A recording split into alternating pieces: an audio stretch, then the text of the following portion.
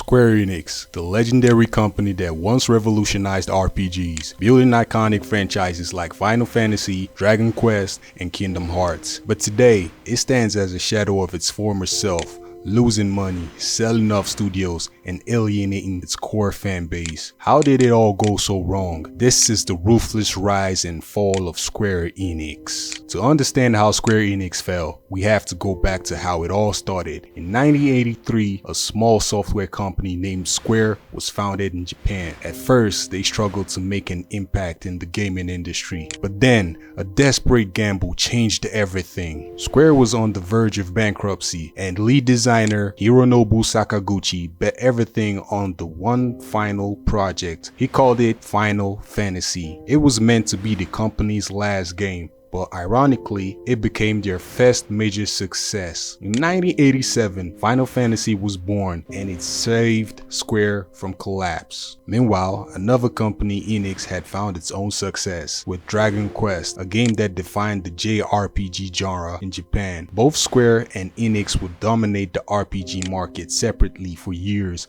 but their fates would one day be intertwined. As gaming transitioned into the 3D era, Square took a massive leap forward. In 1997, Final Fantasy VII was released for the PlayStation, and it was nothing short of a revolution. Final Fantasy VII wasn't just a game, it was a cultural phenomenon, selling over 10 million copies. This was the moment Square truly became a gaming powerhouse. Meanwhile, Enix continued to dominate in Japan with Dragon Quest. By 2003, the two companies saw an opportunity. Rather than compete, they decided to merge. Square Enix was born, and together they became an RPG empire. This was the golden age. Games were selling millions, fans were loyal, the future seemed unstoppable. But cracks were starting to show. When Final Fantasy XIII was released in 2009, fans were divided. Some loved it, but many hated its linear gameplay, confusing story, and lack of open world freedom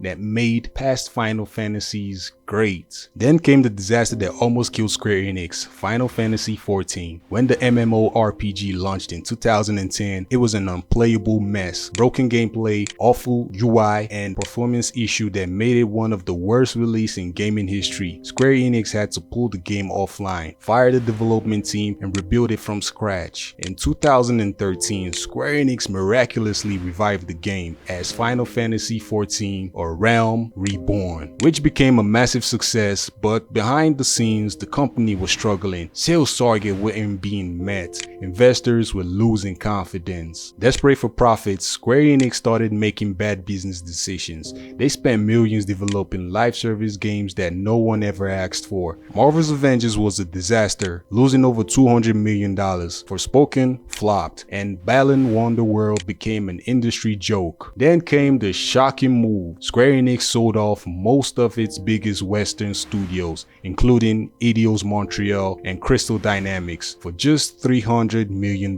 These were studios behind Tomb Raider, Deus Ex, and Guardians of the Galaxy, games that still had a loyal audience. But Square Enix wanted to chase the blockchain. Instead of investing in a great game, Square Enix announced it was focusing on NFTs and blockchain gaming, one of the most hated trends in modern gaming. Fans were outraged, investors were confused, and Square Enix's reputation took another hit. In 2023, Square Enix released Final Fantasy XVI, a game that received solid reviews but failed to meet sales targets. Meanwhile, Final Fantasy VII Rebirth was released in 2024, but the company is still struggling financially. The stock price has fallen, their games aren't selling as expected, and fans are losing faith in what was once the greatest RPG company of all time. So the question remains, can Square Enix be saved?